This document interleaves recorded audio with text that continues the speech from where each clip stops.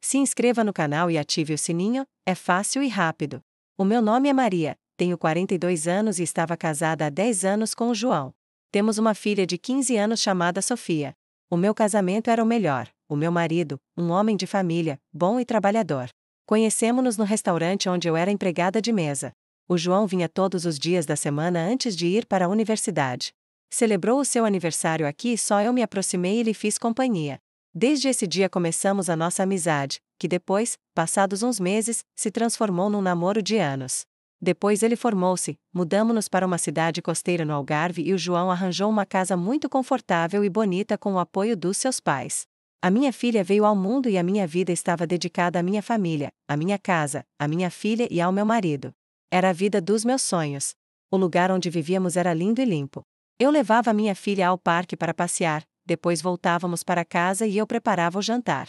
O meu marido voltava do trabalho, jantávamos e depois íamos dormir. Agora, olhar para o passado tornou-se uma rotina constante na minha vida. Sinto falta dos domingos com a minha filha e o meu marido. Eram os melhores dias porque ele estava em casa e íamos à praia ou ao centro comercial de Faro e passávamos quase todo o dia lá. Sinto falta dos dias em que a minha filha tinha atividades na escola. Ela gosta de atuar e quer ser atriz de teatro, sonha em chegar ao Teatro Nacional Dona Maria II. Sou humana como todos os que estão a ler isto. As mulheres e os homens costumamos perder o rumo às vezes por ter tudo ou por não ter nada. Não é uma justificação.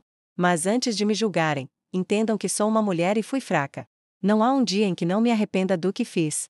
Nos anos em que a minha filha estudou, nunca fui muito amiga das outras mães, mas neste último ano, porque tínhamos de chegar a acordo sobre a viagem de final do secundário, as coisas mudaram. Numa reunião, foram propostas as possíveis viagens e entre elas estava a Nova Zelândia. Porque lá se filmou uma trilogia de filmes muito famosa, vencedora de vários prêmios importantes. E quase toda a sala era fã dos livros e dos filmes que se gravaram lá. Entre os pais, discutiam-se outros destinos, mas a Nova Zelândia ia ganhar. Numa manhã, recebo uma mensagem privada da mãe da Inês, amiga e colega da minha filha Sofia. A mulher era Ana Silva. Sim, ela tinha se divorciado há 3 anos de um homem que a traiu várias vezes. Ela contactou-me para saber se eu apoiava ir à Nova Zelândia. Disse-lhe que sim, que não tinha problema nenhum com isso. Ela contou-me do seu medo de voar. Ouvi há uns minutos e depois desliguei. Ficamos de falar na próxima reunião. À tarde encontramo-nos e conversamos um pouco enquanto a reunião demorava a começar. A Ana era uma mulher encantadora, fácil de tratar e carismática. Era muito fácil estabelecer uma amizade com ela. Tornamo-nos amigas muito depressa. Falávamos quase todos os dias à tarde, enquanto preparava o jantar, ou à noite. O estranho era que ela nunca respondia de manhã, durante o horário escolar. Supus que trabalhava, mas à tarde ela disse-me que o ex-marido lhe dava a pensão mensal e com isso tinha mais do que suficiente, porque chegará a um acordo muito bom quando se divorciou do marido. A minha curiosidade, então, por que não respondia de manhã? Não perguntei mais porque supus que era algo pessoal. 15 dias depois, mudei a rota por onde ia fazer as compras para a despensa porque tinham fechado a avenida. Desviei-me pela estrada para Lagos, no mesmo sentido em que eu conduzia. Depois, para não sei onde, dão um beijo. A mulher olha na minha direção. Se ela não me reconhece, mas eu sim, era Ana Silva a entrar num motel com um tipo. Impressionou-me muito porque ela disse que não tinha parceiro. Não lhe falei o dia todo. No dia seguinte, ela falou-me como sempre, como se nada fosse. Pensei em perguntar se já tinha conhecido alguém, mas pensei que era a vida pessoal dela e isso não era problema meu. Reunimos-nos com os outros pais para decidir finalmente quem acompanharia os nossos filhos. Foi inevitável ficar calada enquanto estava sentada ao lado da Ana.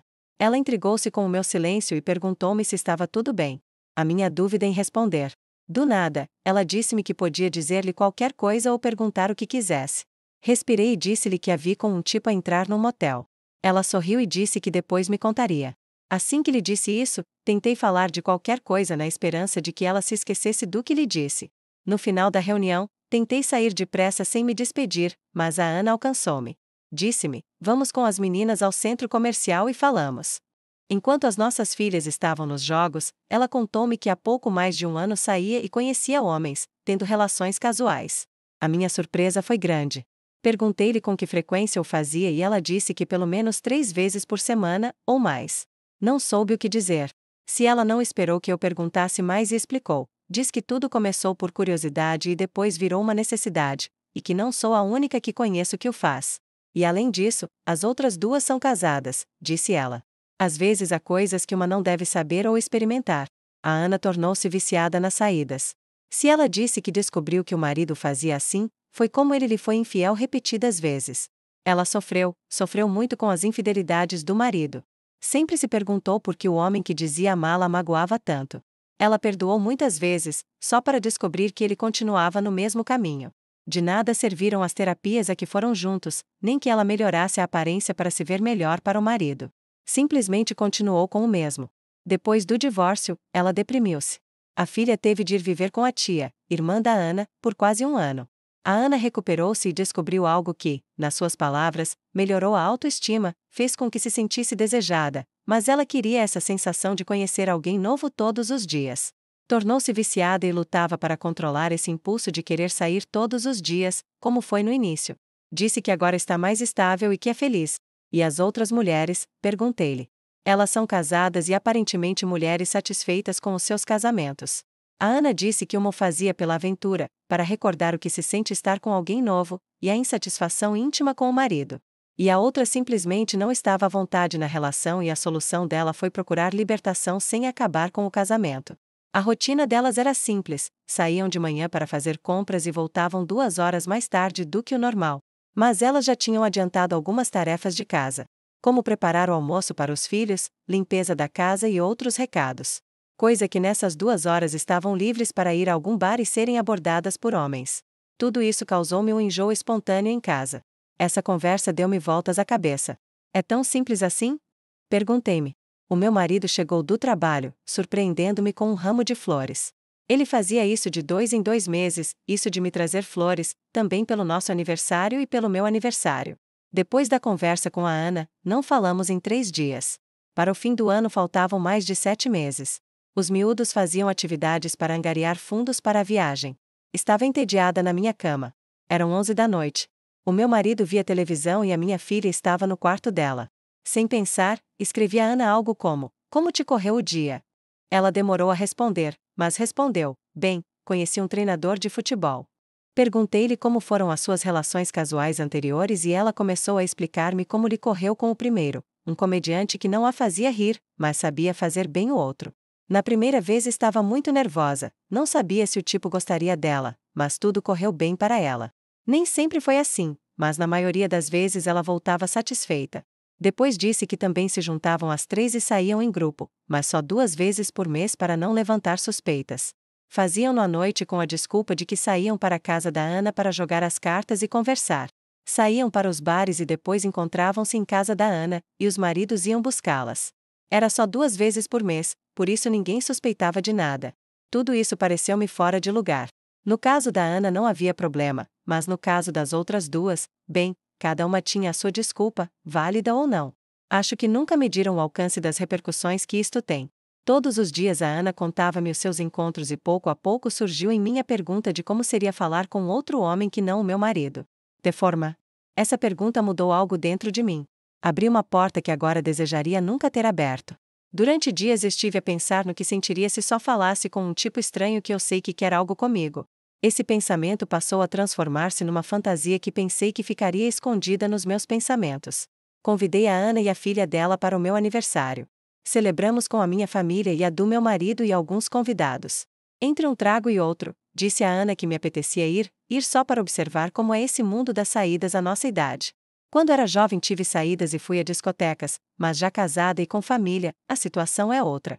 Quando lhe disse, a Ana quase se engasgou com o trago e disse que o que eu queria era perigoso, que se não tivesse a mentalidade dela e das outras mulheres com quem saía, poderia acabar tudo mal para mim. Quando éramos jovens, quantas vezes nos disseram: "Não saias com esse rapaz, não vás a essa festa, não saias com essa amiga, não bebas tanto ou não consumas nada ilegal." E no final acabamos por o fazer na mesma, como se não nos dissessem nada. Não digo que esteja bem, só digo que somos propensos muitas vezes a não fazer caso e a fazer tudo contrário ao que não devemos fazer. Quem estiver livre de pecado que deixe o comentário. Queria lê-lo. Neste mês já tinham saído e a próxima saída era para o fim do mês. Conversei com o meu marido e disse-lhe que me apetecia sair para a casa de uma amiga para conversar e jogar as cartas. Ele aceitou, já que eu trabalhava em casa sem descanso e ele sabia disso. Sentia-me muito nervosa quando lhe propus ao marido. Em todo caso, a Ana disse-me, ele não me pode dizer que não porque não sou propriedade dele. Além disso, tenho o direito de sair. E aos meus olhos eu não faria nada de mal, só ia conversar e observar, nada mais. As coisas seriam assim. Nas nossas carteiras levaríamos alguma blusa ou algo parecido que não fosse muito antiquado e que não espantasse os possíveis acompanhantes, e em casa da Ana mudávamos-nos. Cheguei à casa da Ana. Estava a soar. O meu marido deixou-me e foi-se embora. Maquiaram-me para que parecesse diferente e deram-me uma blusa muito bonita de decote aberto de uma das mulheres. Fechei-a um pouco porque me incomodava ser tão reveladora. Subimos ao carro de uma das mulheres e fomos-nos. Deixamos o carro e caminhamos para um bar. O meu coração batia forte. As minhas pernas pareciam gelatina. Entramos. Fazia muitos anos que não entrava num bar. O cheiro, o barulho, levou-me a recordar a minha época de juventude. Procuramos uma mesa. Peter M. Tragos. Eu pedi só uma cerveja. O meu nervosismo era evidente.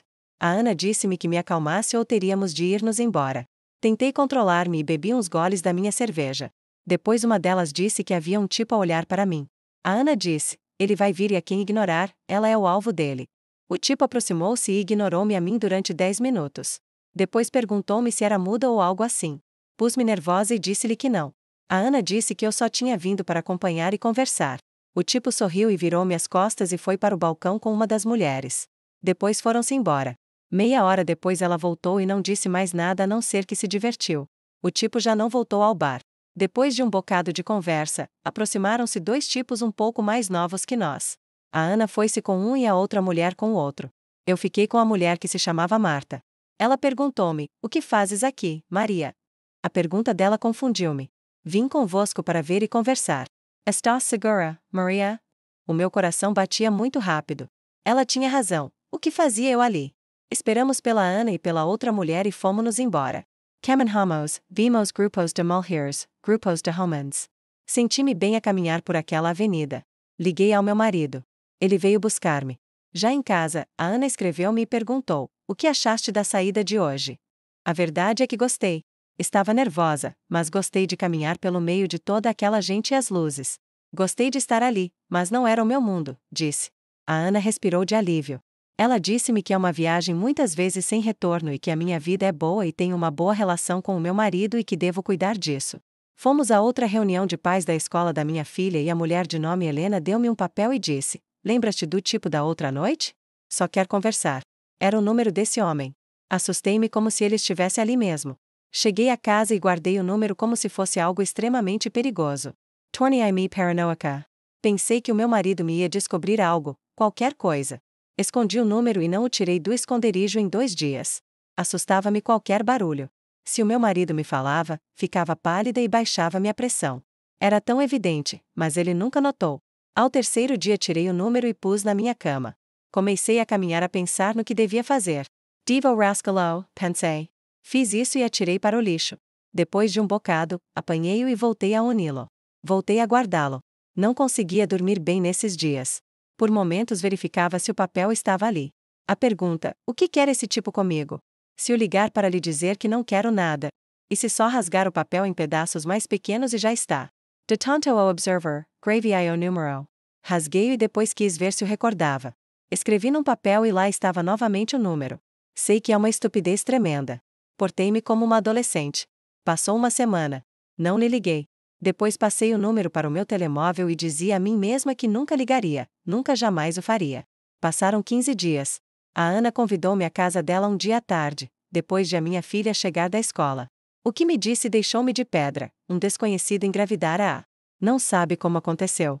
Ela sempre usa proteção. Ia perdê-lo porque não podia justificar o estado à filha. Enchi-me de medo. Muitas coisas podem acontecer, coisas piores até. Porque são pessoas que não conhecemos na realidade, só é umas horas e depois cada um pelo seu caminho. Apaguei o número e decidi esquecer tudo. Depois de uma semana encontrei-me com a Helena e perguntou-me por que não tinha ligado ao tipo. Como sabes que não lhe liguei? Porque estamos a sair. Ok, então mais uma razão para não o ligar, disse. Não te preocupes, só saímos um par de vezes e não é nada sério. O tipo é encantador e além disso tem apartamento próprio. Ok, vou pensar. Helena, vemo-nos. Está bem, cuida-te. De volta a casa, o medo que senti quando a Ana me contou o estado dela já me tinha passado. Além disso, disse-me, só vamos conversar, o que pode acontecer. Escrevi-lhe, olá, sou a Maria. Conhecemo-nos num bar, estava com as minhas amigas.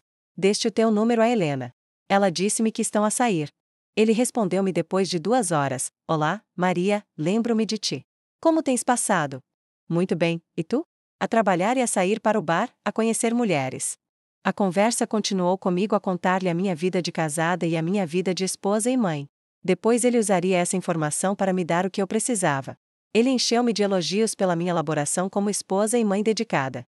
Ouvir isso de um homem que não é o meu marido abalou-me o chão. Diabos, sei que estraguei o meu casamento com essa chamada. Senhor, senti-me. Também, esse homem fez-me sentir uma mulher nova. Continuamos as conversas.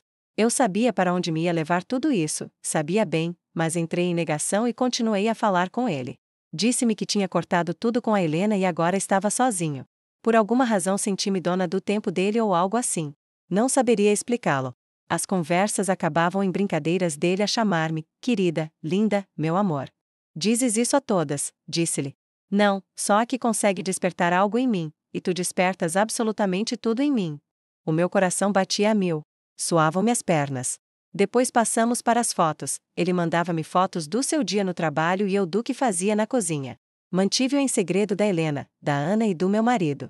Aos meus olhos não estava a fazer nada de mal. Assim passamos um mês. Depois, inevitavelmente, por mais que tentasse não me apaixonar por ele, apaixonei-me. Ainda sem nos vermos pessoalmente, já os dois nos queríamos. Ele propôs o encontro num bar às 10 da manhã do dia seguinte. Continuei. Não quis pensar em nada. Só me fui deitar sem pensar se estava a ser infiel ao meu marido ou, quando visse o Ricardo, só aí estaria a ser infiel ao meu marido. Eu estava com toda a carga de emoções que tinha acumuladas por ele. Fui ao bar arranjada. Ele chegou antes, viu sentado numa mesa quase no fundo. Saudamo-nos. Eu estava muito nervosa. Ele disse-me que era mais bonita ao vivo. O que podia eu dizer? Levar-me ao apartamento dele foi muito fácil. Depois dos seus elogios, tomamos umas copas de vinho e aconteceu o inevitável. Fui infiel ao meu marido, ao amor da minha vida, ao homem com quem tive uma filha linda. Depois soube que desde que lhe escrevi ao Ricardo começou a minha infidelidade. Tomamos banho juntos, bebemos e ficamo-nos a dormir. Perdi a noção do tempo. Não fiz o almoço. A minha filha estava a chegar da escola. Vesti-me muito depressa, despedi-me dele e apanhei um táxi.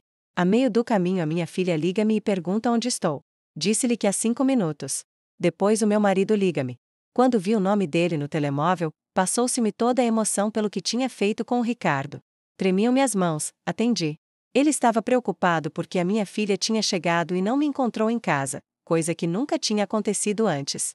Disse-lhe que fui à casa da Ana porque precisávamos de falar. Ela estava a passar por um momento difícil. O meu marido acreditou, mas perguntou-me por que não lhe disse antes. Disse-lhe que saí tão depressa que me esqueci. Ficamos de falar em casa. Cheguei à casa depois de estar com um homem no apartamento do Ricardo. Senti-me bem, mas em casa tudo, absolutamente tudo, gritava-me a infidelidade. As fotos com o meu marido, a nossa lembrança de casamento, os votos do nosso casamento pendurados na parede. Disse à minha filha que pedisse comida por entrega. Fui tomar um duche. Todos esses sentimentos que tinha acumulados pelo Ricardo já os tinha descarregado no apartamento dele. Senti-me triste, sem vontade de nada. Não almocei. O Ricardo ligou-me e escreveu e não lhe respondi. À noite sentia-me ao lado do meu marido. Abracei-o e abriguei-me nos braços dele. Disse-lhe que o amava muito. Aqui podem verificar que é verdade que o sentimento de culpa nos torna mais carinhosas.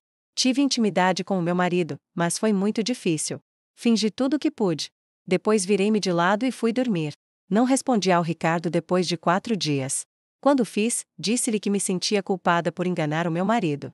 Ele disse-me, compreendo que te sintas culpada, mas quero que entendas que o que partilhamos é especial e que te preciso na minha vida, mas quero saber realmente o que precisas tu na tua vida.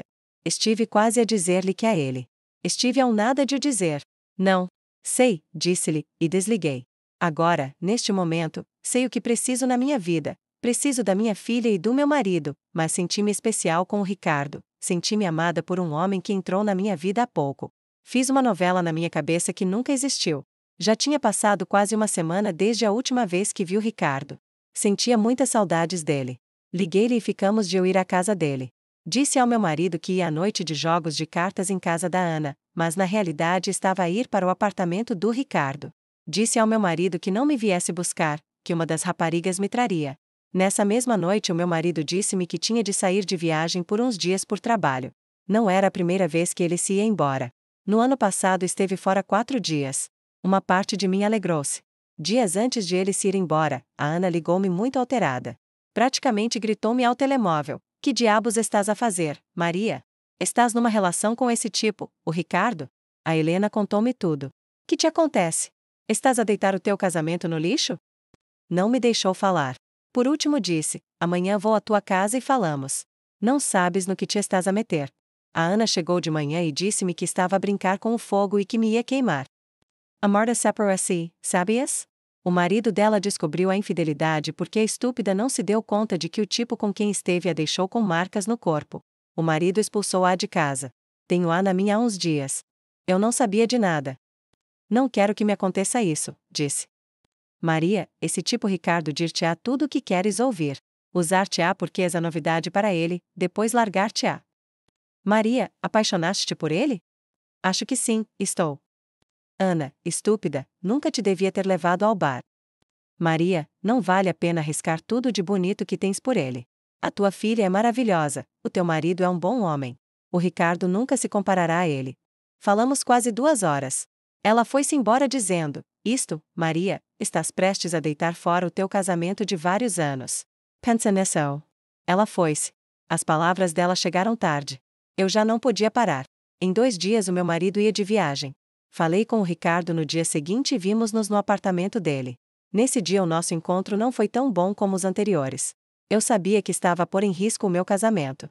Voltei cedo para casa, fiz o almoço e no dia seguinte o meu marido foi-se embora. Vi o Ricardo 2 dias depois no apartamento dele novamente. Nesse dia a minha filha tinha uma excursão de estudo, por isso chegaria 4 horas mais tarde do que o habitual. Deixei-a no ponto onde o autocarro ia apanhar a ela, as amigas e aos professores. Sorry I todos. Deram-me alguns dados do lugar que iam visitar e a hora de volta do autocarro. Despedi-me da minha filha e fui ver o Ricardo. Desta vez bebemos um pouco mais. Não me lembro de quem foi a ideia de o Ricardo conhecer a minha casa. Talvez minha, não me lembro. Eu estava a beber mais do que ele. Subimos ao carro do meu marido e o Ricardo conduziu. Chegamos à casa. Abri a garagem e entramos. Todo o caminho senti que me esquecia de algo. Fomos à sala, conversamos um bocado e depois subimos ao meu quarto e fizemos-no na minha cama. Posso dizer que o álcool subiu-me à cabeça. Eu estava por cima dele quando senti que alguém nos olhava. Olhei para o meu lado direito e era minha filha que nos olhava horrorizada. Ficou imóvel a olhar para o que eu fazia. Via e a minha alma saiu do corpo. "Meu Deus", disse.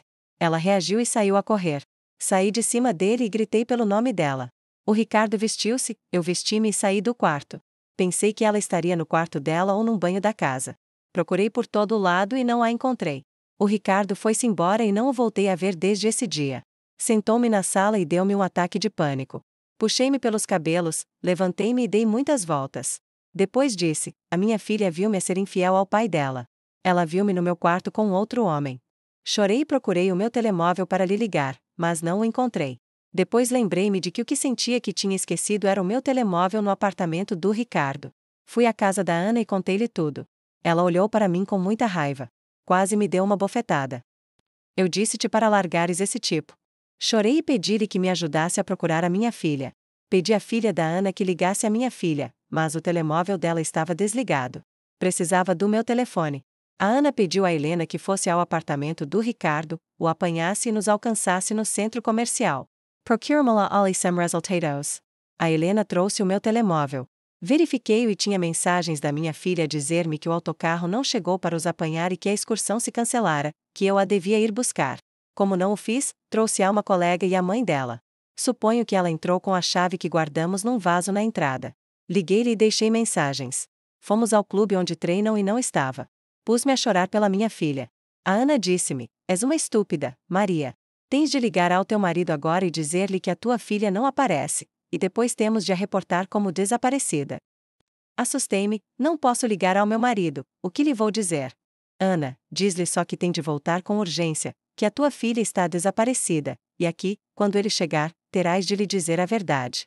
Porque se a tua filha aparecer, ela dir-lhe-á. Embora seja mais provável que a polícia lhe o diga se ele chegar e a tua filha não aparecer, porque a polícia perguntar-te-á por que se foi embora tua filha e se lhe mentires terás problemas. Agora é impossível não me olhar ao espelho e dizer que sou a mulher mais tonta do mundo. De manhã tudo estava bem na minha vida. Estraguei tudo, destruí a minha vida por uma aventura que agora aborreço com toda a minha alma. Debati-me entre ir à polícia e ligar ao meu marido primeiro. Antes ligamos para todas as amigas dela para perguntar se tinham falado com a minha filha ou se ela estava com alguma delas. Não obtive respostas positivas. Estava muito nervosa. Tinha medo de que algo lhe tivesse acontecido à minha filha. Se fosse o caso, eu seria a culpada. Desabei. A Ana disse: temos de ir à polícia. Depois de uns minutos começaram a chegar mensagens de muita gente a perguntar se estava tudo bem. Chegamos à polícia.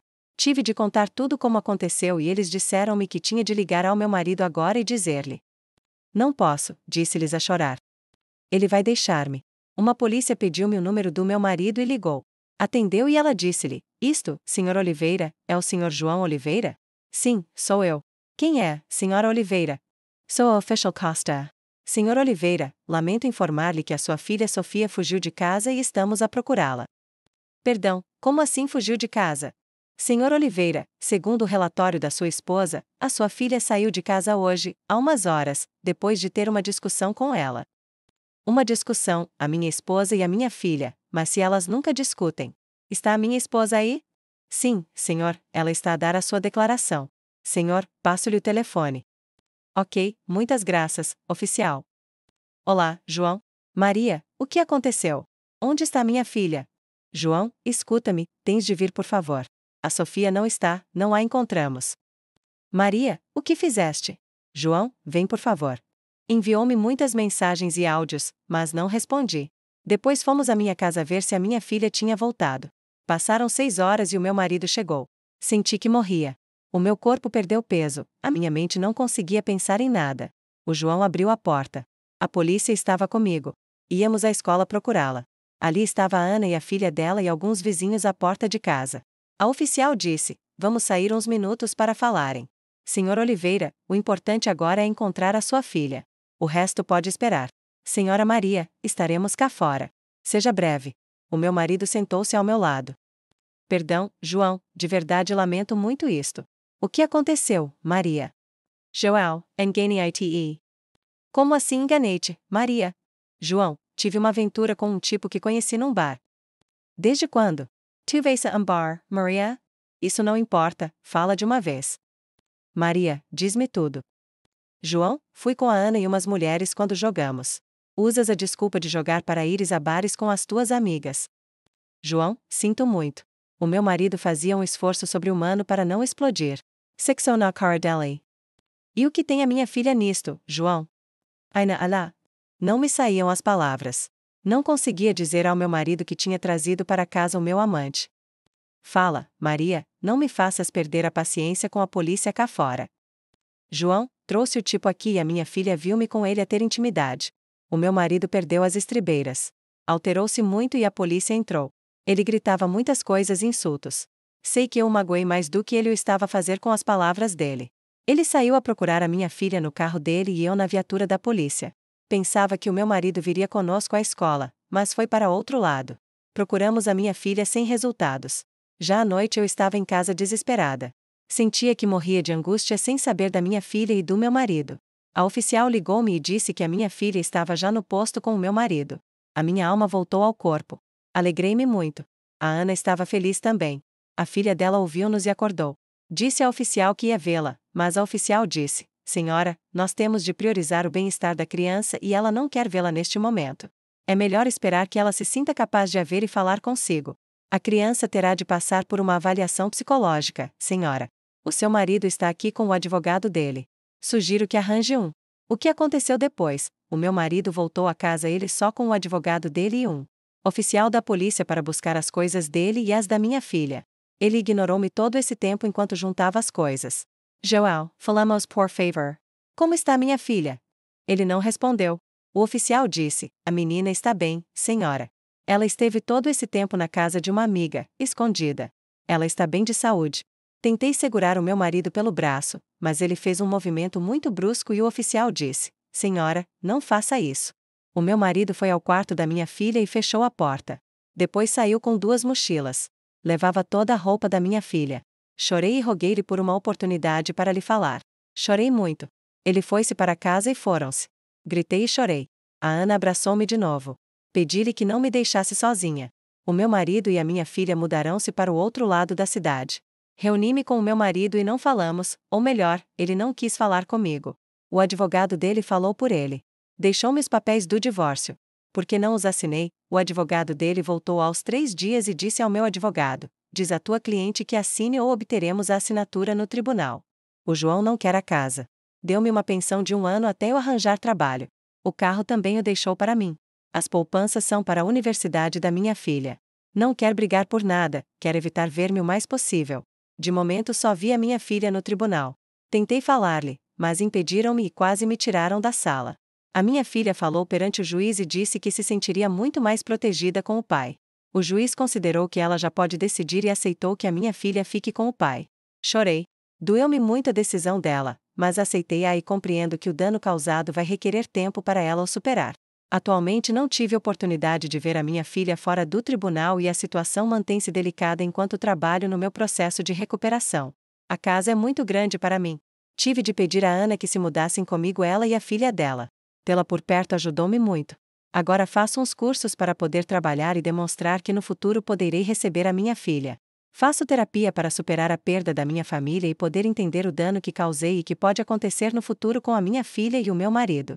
Sinto saudades da minha filha e do João. Sinto muitas saudades deles. Até hoje passaram meses.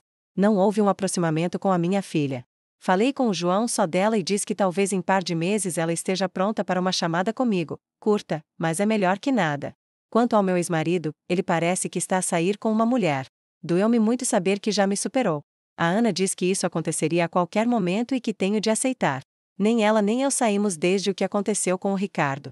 Não soube de nada nem quero saber. A minha filha rompeu a amizade com a filha da Ana desde que tentei usar o telemóvel dela para falar com a minha filha. A minha filha agora estuda numa escola diferente. Se inscreva no canal e ative o sininho, é fácil e rápido.